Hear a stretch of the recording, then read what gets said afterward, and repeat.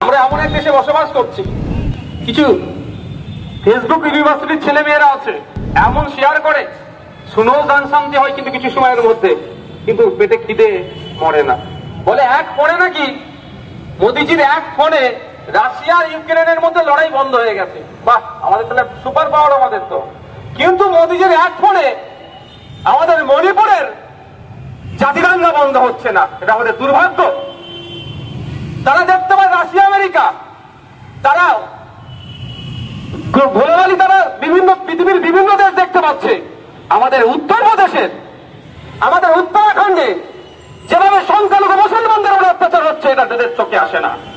এরা দেখতে পায় পৃথিবীর বিভিন্ন দেশের লড়াইকে বন্ধ করতে পারে, কিন্তু 1991 ওয়ারশিপ অ্যাক্টকে যারা ভায়োলেট করে, মসজিদের সার্ভের নাম করে ওখানকার সংখ্যালঘুদের তারাই প্রশাসনকে কাজে লাগিয়ে সংখ্যালঘু মুসলমানদেরকে বুক থেকে গুলি করে মারলো, তার প্রতিবাদ চোখে পড়ে না বা এটা তাদের নজরে আসে না।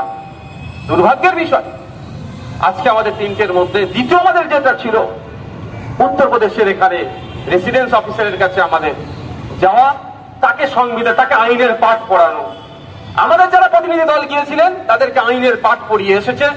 উত্তরপ্রদেশে যে ঘটনা ঘটেছে সাম্বাল মসজিদকে কেন্দ্র করে সার্ভের নাম করে যেভাবে যোগী আদিত্যনাথের পুলিশ মুসলিমদের উপরে গুলি চালিয়ে তাদেরকে হত্যা করেছে, এটার ক্ষতিপূরণ সহ এই ধরনের ঘটনা আগামী দিনে ঘটে, তার জন্য তার ওখানে ডেপুটেশন দেওয়া হয়েছে। 3 নম্বর যেটা, অবশ্যই আমাদের আবেগের জায়গা, অবশ্যই আমাদের প্রতিবেশী রাষ্ট্র বাংলা, আমরা আমাদের মাতৃভাষা বাংলা, বাংলাদেশের মাতৃভাষা বাংলা, একটা তো টান তো আমাদের সকলের আছেই। তো বাংলাদেশে যেভাবে সংখ্যালঘু হিন্দুদের উপরে ক্রমশ কালো মেঘ খাবার বসাতে চলেছে, এই খাবার হাত থেকে সংখ্যালঘু হিন্দুদেরকে কিভাবে প্রোটেক্ট করবে বাংলাদেশ ইন্টেরিয়াম গভর্নমেন্ট, তার জন্য সেখানে আমরা আজকে কলকাতায় অবস্থিত ডেপুটি কমিশনারের আমরা অফিসে গিয়েছিলাম, ডেপুটি হাই কমিশনারের অফিসে গিয়েছিলাম। তো যাওয়াকে কেন্দ্র করে জানেন তো কি হয়েছে, সবই বলেছেন। আমরা যে অফিসিয়াল যারা ছিলেন তাদের সাথে কথা বলে বেশ কয়েকটা বিষয় আমরা আলোচনা করেছি। প্রথমত, ওখানকার সংখ্যালঘুদের উপরে যতটুকু খবর পাচ্ছি, যা পাচ্ছি, দমন পীড়ন হচ্ছে, অন্যায় হচ্ছে, এটাকে বন্ধ করতে হবে।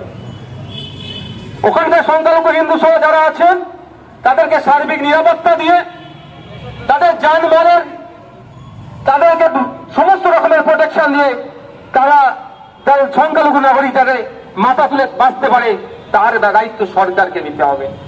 আমরা দাবি করেছি যে এই চিন্ময় কৃষ্ণ দাস মহাশয়কে যখন কোর্টে প্রডিউস করা হয়েছিল, সেই সময় একটা অশান্তি থেকে একটা অ্যাডভোকেট কি ইমানি না কি নাম আছে, আফরোজ না কি নাম আছে, মনে আসছে এই মধ্যে, হ্যাঁ, সাইফুল আলিফ নামে এক অ্যাডভোকেটকে তাকে খুন করা হয়েছে। কে বা কারা খুন করেছে তাদেরকে চিহ্নিত করে সর্বোচ্চ শাস্তি দিতে হবে। এবং এটাও বলে এসেছি, কারণ আমরা এখানে ভুক্তভোগী, আমরা দেখেছি কিভাবে দমন পীড়ন চলে, কে খুন করেছে, অন্য নামে মিথ্যা কেস দিয়ে আবার তাদেরকে ফাঁসাই, যাতে না কোনোভাবেই কারো নামে মিথ্যা কেস দিয়ে ফাঁসাই, তাও আমরা ওখানে জানিয়ে এসেছি। আমরা ওখানে জানিয়েছি যে বাংলাদেশের আজকে সকাল থেকে দেখছিলাম যেভাবে আমাদের দেশের জাতীয় পতাকা, ভারতবর্ষের তিরঙ্গা পতাকাকে ওদের কলেজ কিছু শিক্ষা প্রতিষ্ঠানের সামনে রেখে সেখানে পা দিয়ে মারাচ্ছে, অপমান করছে, অবিলম্বে এটা বন্ধ করতে হবে। এটা বলে এসেছি যে ভারতের মুখে আমাদের মাটিতে ওই দেশের পতাকা শান্তির সাথে উঠছে, আমরা কোনো ডিস্টার্ব করিনি। আমাদের পতাকার জন্য, এই পতাকার মানের জন্য, শানের জন্য ব্রিটিশদের পতাকাকে নামিয়ে আমাদের দেশের লাখো লাখো যুবক, ছাত্র যুব মিলে, মহিলা পুরুষ নির্বিশেষে জীবনকে উৎসর্গ করে এই পতাকার সম্মান বাড়িয়েছে, ব্রিটিশ পতাকাকে নামিয়ে আমাদের দেশের তিরঙ্গাকে তুলেছে। আমি বলে এসেছি ওখানকার দায়িত্বশীলদেরকে যে পারলে বাংলাদেশে ওই সমস্ত ছেলেগুলোকে আমাদের গান্ধী বুড়ির একটু ইতিহাসটা পড়ান, দেশের পতাকার প্রতি কিভাবে সম্মান প্রদর্শন করতে হয়, দেশের পতাকার মানের জন্য দিয়ে জীবন দিয়ে দিয়েছে, পতাকাকে কিন্তু মাটিতে ফেলতে দেয়নি, তার জীবনী পড়ার কথা বলে এসেছি। তো এটা যদি চলতে থাকে আমরা মেনে নেব না। কিন্তু সাথে সাথে যারা ছিলেন দায়িত্বশীলেরা, তিনারা বলেছেন, সর্বপ্রথম সত্যি বলছি আপনাদের কাছে, রিয়াকশন ওদের যেটা প্রথমে এসেছে সেটাতে পতাকা নিয়ে আমি বলেছি যে আমরা কোনোভাবেই বাংলাদেশের পতাকা অপমান হোক আমরা চাই না, কারণ বাংলাদেশের পতাকায় যে সমস্ত রং দেওয়া আছে ওখানকার মুক্তিযোদ্ধাদের স্মরণে তাদের আত্মত্যাগ আত্মবলিদানের ফলে বাংলাদেশ যে 1971 সালে হানাদারদের হাত থেকে স্বাধীন হয়েছিল, সেই স্বাধীনতার ক্ষেত্রে যাদের অবদান ছিল তাদের স্মরণে সেটা তৈরি হয়েছে। এই পতাকাকে আমরা অপমান করতে পারি না কোনোভাবে, কিন্তু আমাদের পতাকা অপমান হবে চুপ করে আমরা বসে থাকতে পারি না। তিনি একটা দায়িত্ব নিয়েছেন, আরো এই সমস্ত বিষয়ে কথা হয়েছে এবং এটাও বলেছি সংখ্যা